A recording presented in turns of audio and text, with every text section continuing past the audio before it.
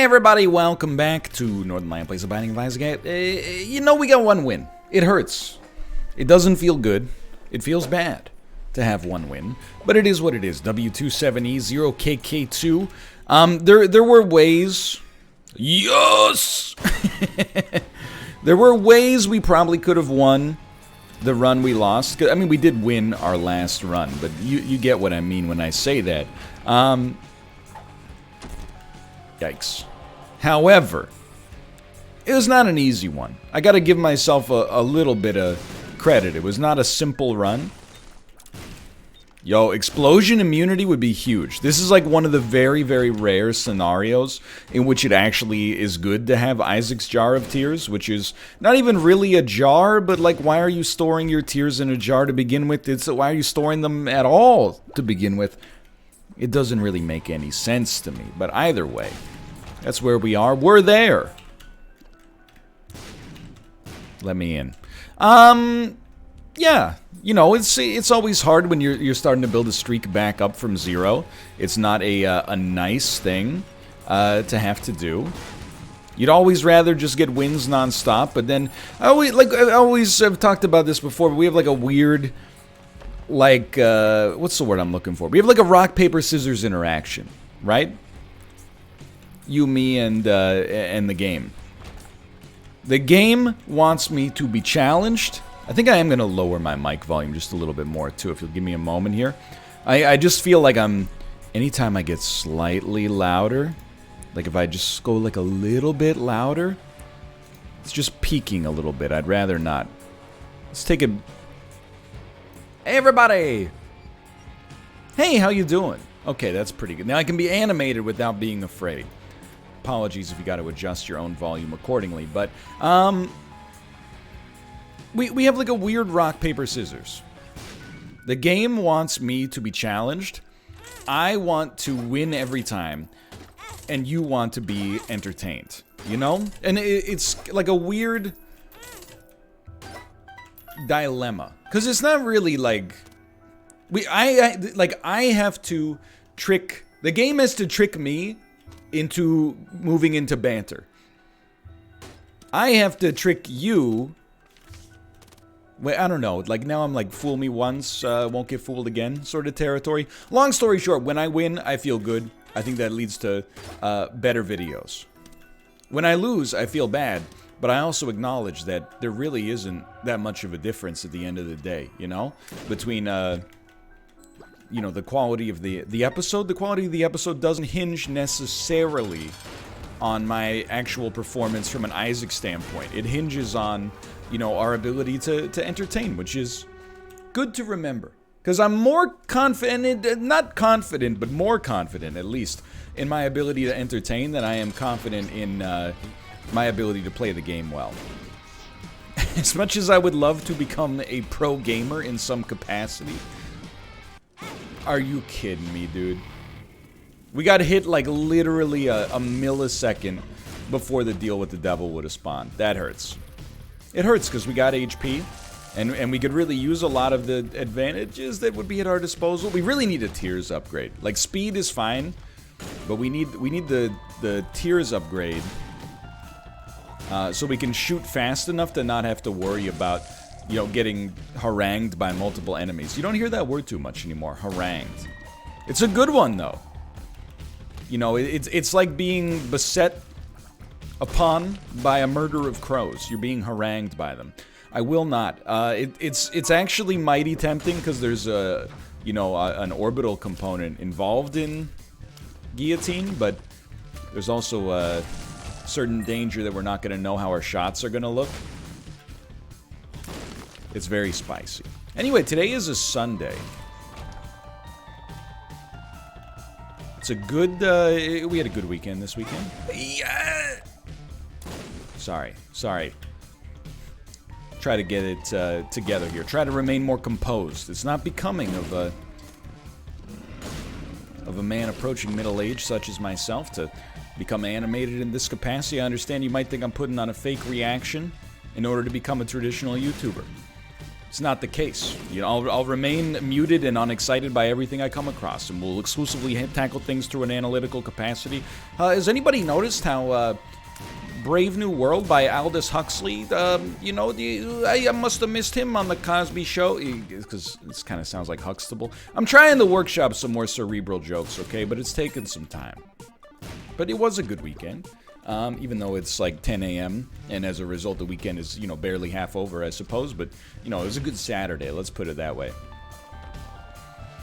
Had a delicious Lebanese lunch. Not in restaurant, it was a takeout situation, do not fear. We are, you know, kind of in high COVID city right now. COVIDicity, as Daniel would say. So we're doing takeout only for the time being, obviously. But it was delicious. This is the kind of thing I look forward to. Watch some television. That's the end. That's all I got. Can I tell you, I actually used my DVR. So the baby slept very well last night. She slept from like, you know, 11 till about 6:20. So I got up at 6:20. I've been up since then, just chilling. But I was hoping that Parking Wars would be on. You know, my favorite 6 a.m. show. But I guess the Saturday to Monday or Saturday-Sunday programming is a little different than the weekday programming. So unfortunately, there was no Parking Wars. Aww. But I did notice that coming up at 8 a.m., there was going to be an episode of a television program called Worst Cooks in America, which I only recently found out about. It apparently is the exact show that I have asked for forever. Don't get me wrong, I love to see experts doing their thing. There's a lot of value in seeing like, oh, I'm a master tattoo artist. Look at this amazing tattoo I made. I'm a master baker. I said baker. A master baker. Look at this amazing cake I made. Like, I've been telling you, like, my mom watched like 17 seasons of the Great Canadian Baking Challenge. As she's been babysitting our daughter for us on occasion. Anytime like I look at what they're doing on the show, I'm always stunned. Like, I don't know what I expected. I expected it would be like, make the best chocolate chip cookie. It's not like that at all. They're making stuff that I have never seen before, and doing it with relative aplomb. How's that for some cerebralness? Some cerebricity is what it's. Anyway. It's crazy. So I don't mind seeing experts doing what they do, right?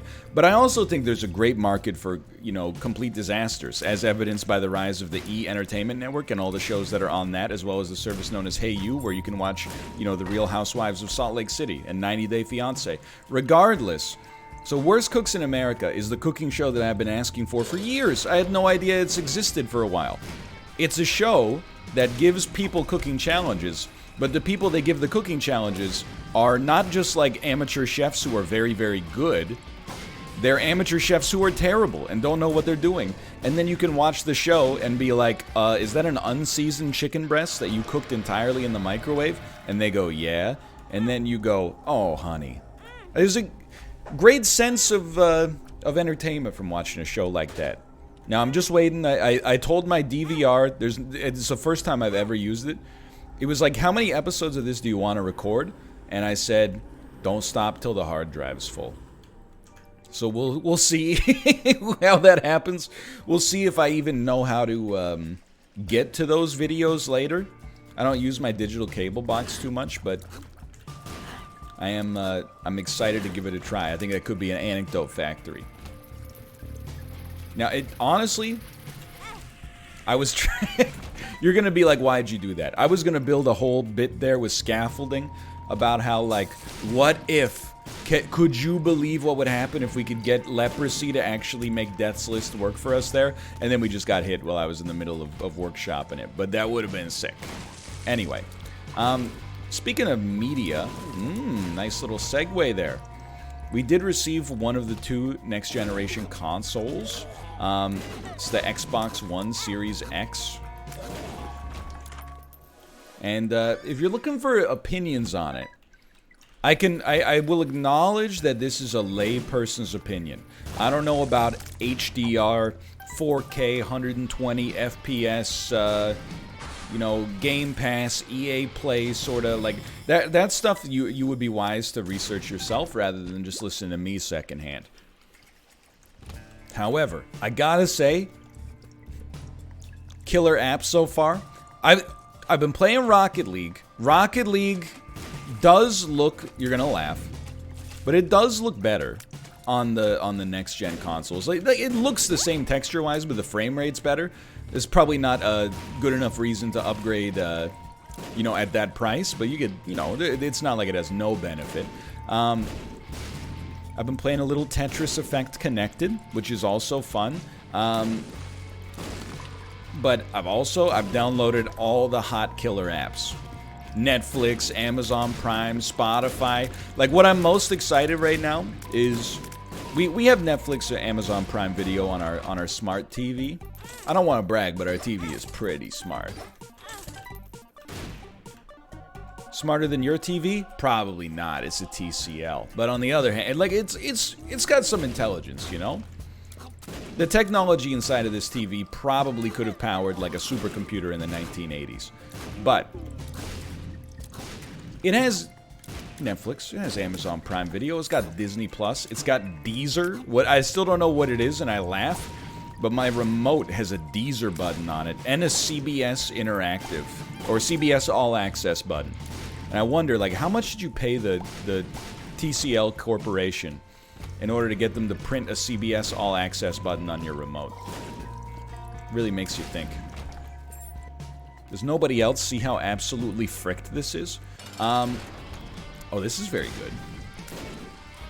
But it takes like 3 seconds to swap between apps.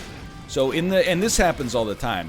You'll be watching a show on Netflix, and you'll be like, wait, this reminds me of the show on Amazon Prime. I gotta swap to it immediately. And then you swap to Amazon Prime, but it's loading. You're going, go, go, go, go. And then you're like, no, this reminds me, I gotta watch the new episode of The Good Fight on CBS All Access. Oh, then there's a new episode of Star Trek Discovery. Oh, but then the new episode of The Mandalorian's out. I gotta go Disney Plus, go, go, go. So, like, you could lose microseconds per day, which when they add up, could become milliseconds over the course of a human lifespan.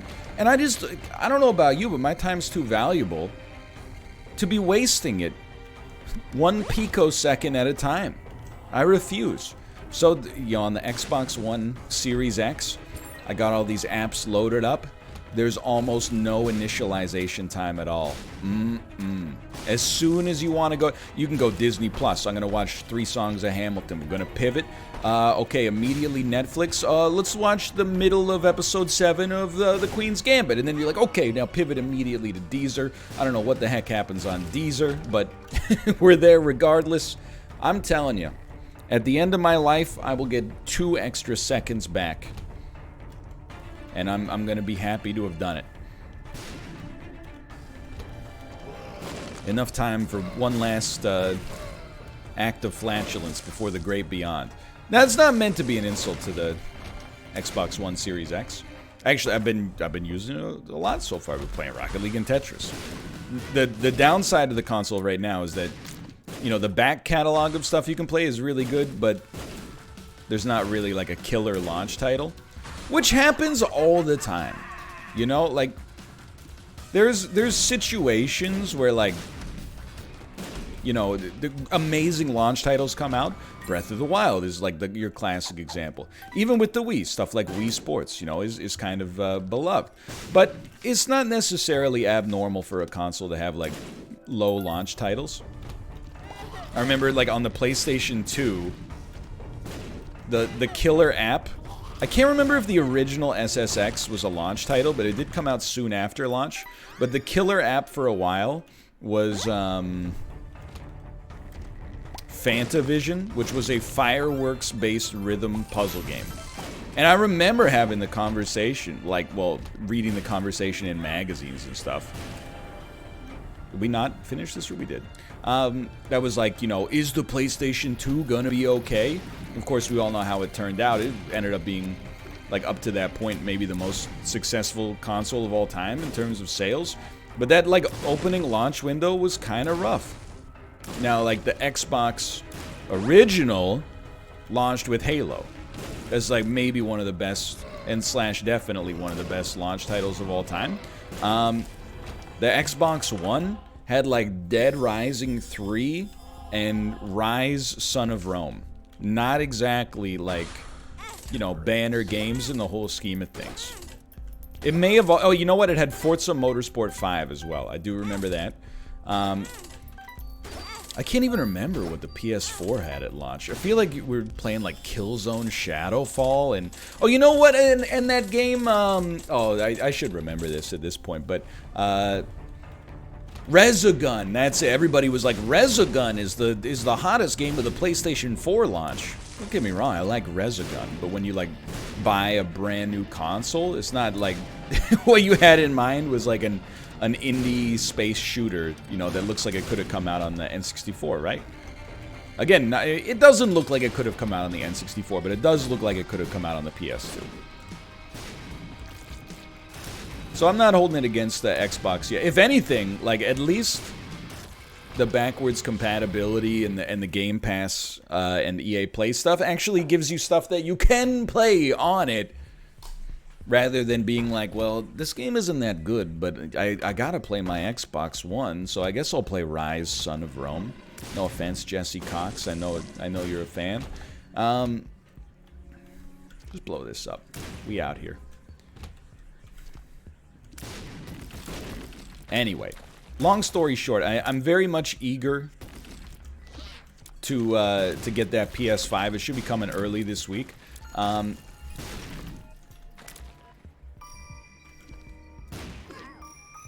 dead to poison, right? Yeah. Technology-wise, I don't really care. Like this, like I play the Switch. The Switch, like by hardware standards, is pretty bad. Like, if you ever play a third-party semi-AAA game on the Switch, you notice the problems with the console from a technical standpoint. But it doesn't matter because it plays first-party Nintendo games. And then for me, also, it plays game show games, which it says something about the appeal of the console, I guess, that game show games exclusively tend to come out for the Nintendo Switch, but I'm trying not to hold that against it or hold it for it, honestly. Can you hold something? If you can hold something, isn't it weird? Hold against is bad, but if you wanted to be nice to someone, you'd say, hey, let me hold that for you. I don't know. There's no joke there. Let's move on. I tried. Every once in a while, you'll strike gold like that, but not that time. Certainly not that time. So maybe we shouldn't have done that, because you never know what was in that red chest. But I have a feeling, anytime I get an easy red chest, I always assume that it's Curse of the Tower or Cursed Eye. So we may have yeeted a guppy item, which even in and of itself is perhaps not that valuable, but we got something good out of it. We do not want hookworm. Let's rethink this. Pardon me. I got the hiccups. I was laughing. Is that how it happens? I was laughing, and then I burped, and it created the hiccups. Is hiccuping just laughing and burping at the same time? My diaphragm feels like it's all out of whack now. Anyway, the PS5, even though I don't have it yet, it kind of wins the first round of the console wars for me, just based on the fact that it has Demon Souls on it. But you know, we'll see what happens following this window. Oh well, it would have been nice to have that earlier, but it's okay. Either way, I'm stoked. I'm happy, you know, we got both. Obviously, I feel very privileged to be able to do so, and hopefully, you know, Demon Souls, if it hasn't happened already by this point, Demon Souls should be coming to Twitch. And I know if you're, like, a lot of people that watch Isaac are YouTube-only viewers, I'd encourage you, like, I mean, we'll push the VODs to YouTube as well, but I encourage you to, you know, don't be sore about the idea that maybe, like, this Souls series is going to be coming to Twitch instead of YouTube first. Because let me just tell you, like, I came to it was right after I played through Sekiro. I came to the opinion and the conclusion, and I stand by it. You know what? We should just take the stars with us. That I think it's better to play the Souls games through on Twitch. And I'll tell you why. Everybody loves that sense of discovery, you know? Like, oh, they found out how to beat Ornstein and Smo themselves. But at the same time as enjoying that sense of discovery, people can't help themselves from being like, you know, like if you die once to a boss that breathes fire because he breathed magma in your face, people are like, just so you know, if you put on your fire resistance ring, it will resist some of the fire. And you're like, yeah, okay, I get it. But like, I'm pretty sure... I don't think we want that. I'm pretty sure I didn't die because I didn't have fire resistance in Dark Souls. I'm pretty sure that it would have done 95 damage to me instead of 117. So maybe I would have lived and maybe it's beneficial, but I'm pretty sure at the end of the day it mostly comes down to did you press the B button when the attack came in.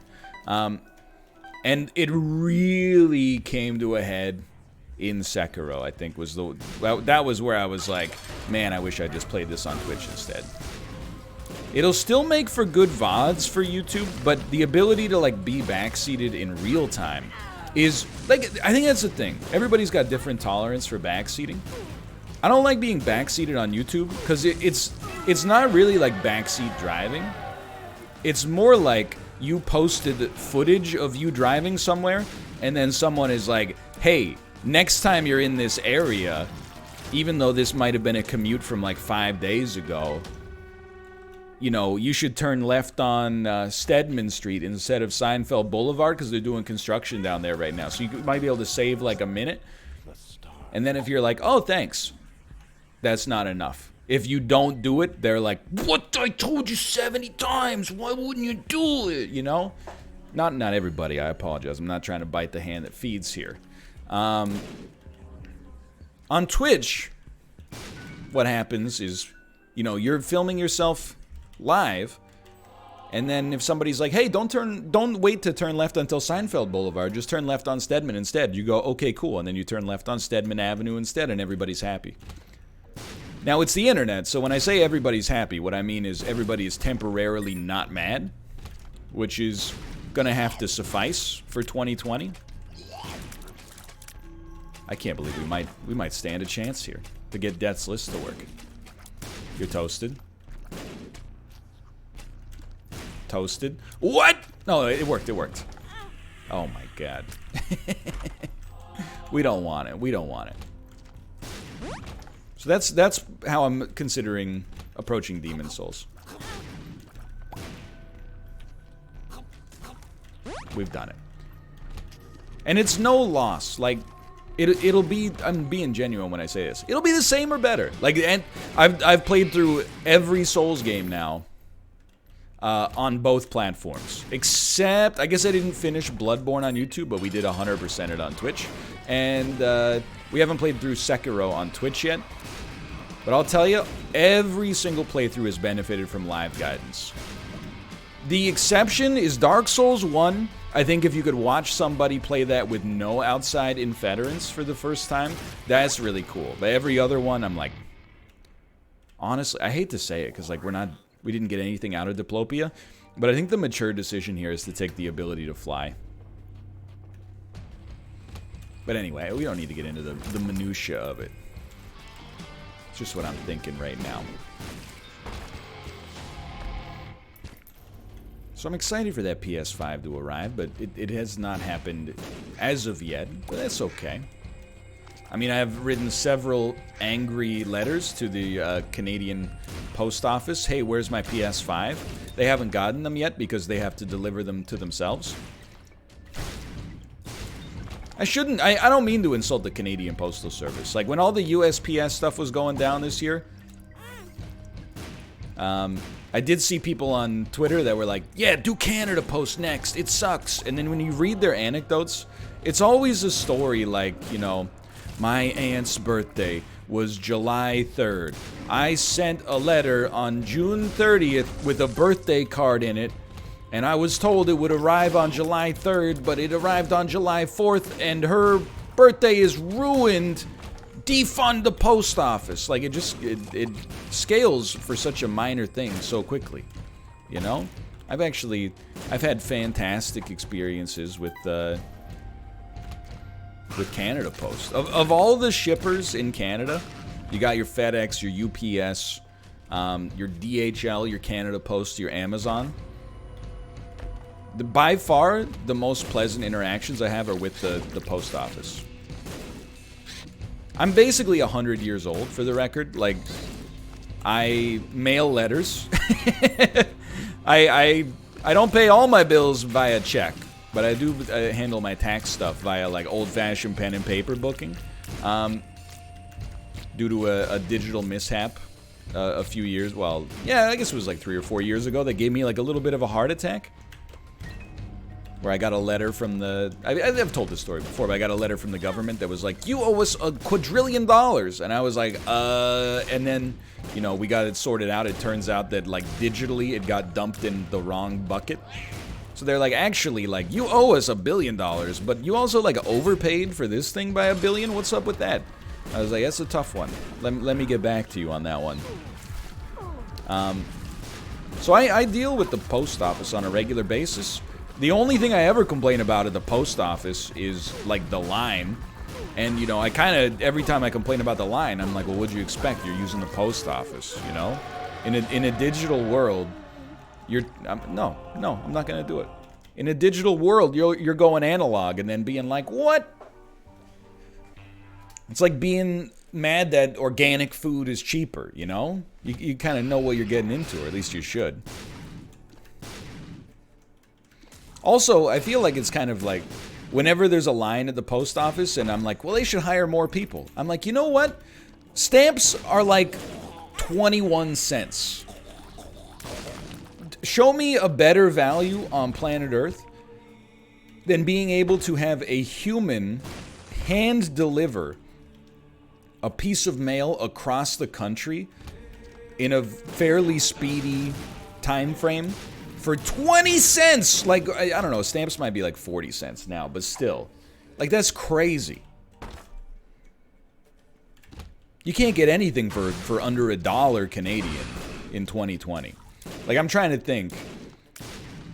Even like a small cup of coffee at McDonald's is more than $1. Now, if you want to put it in the most extreme terms,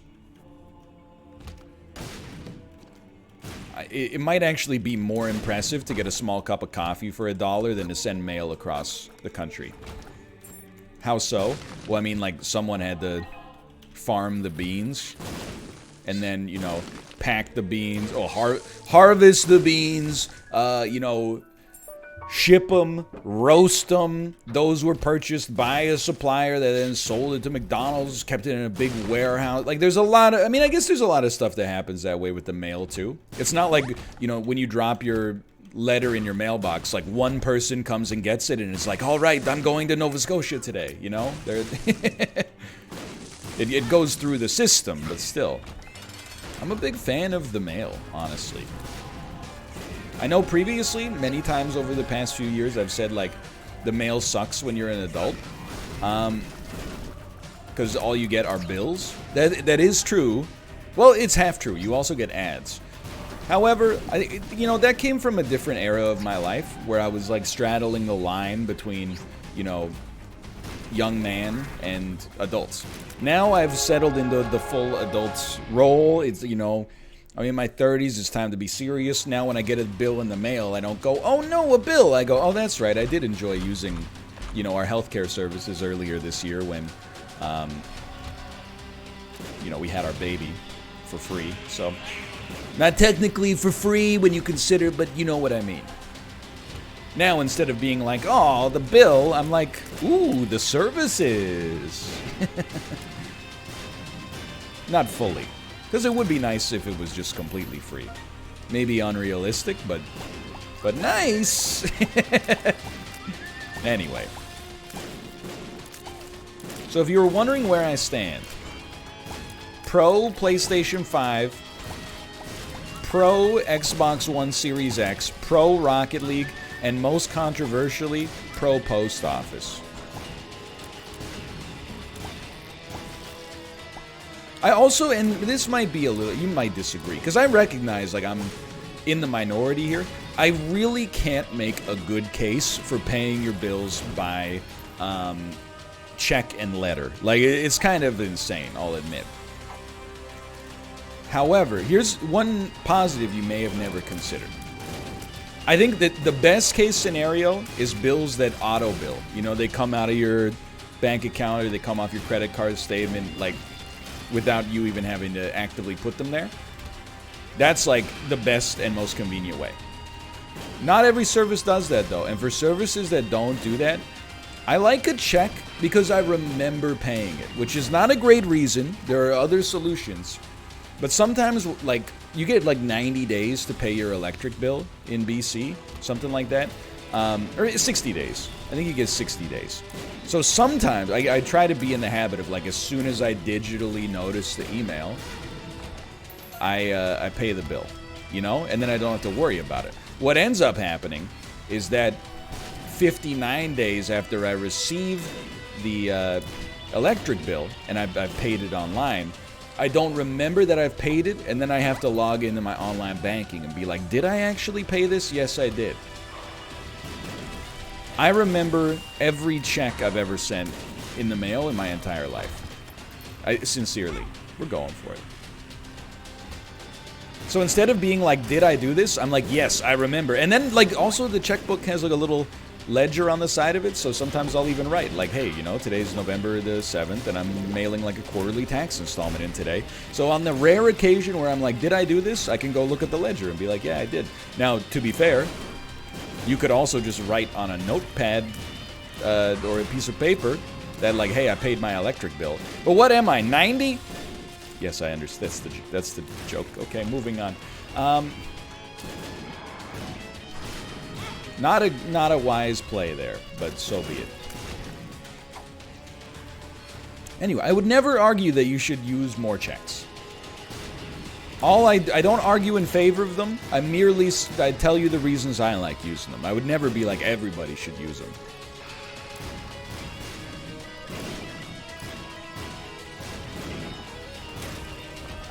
Just my 2 cents. Plus, it makes you feel like a big shot. The only thing, I need to get one of those stamps, like where you're like, oh, I'm such a big shot. I signed so many checks. I can't even be bothered to sign them anymore. Can you just give me a stamp that says, you know, Fat Cat of Industry instead? And then you go, ka-tunk. That's the ticket, dude. That's the ticket. Anyway, we're not there. We're not there. I'm worried that one day they will discontinue checks. I'm sure it'll happen, because people are like, wait a minute, you're still using those? I thought those were only for people over the age of, like, 55? Nah, dude.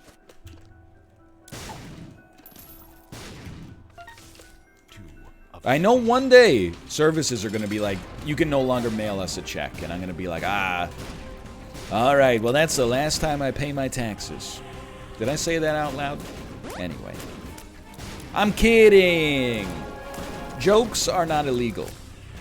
Yet. Upvotes to the left, by the way. Anyway, thank you to Ipecac for an easy victory. Hope you enjoyed the episode. If you did, click the like button. Helps out a great deal. Of course, subscribe if you want to see more in the future. But now, thanks for watching. I'll see you next time. See ya!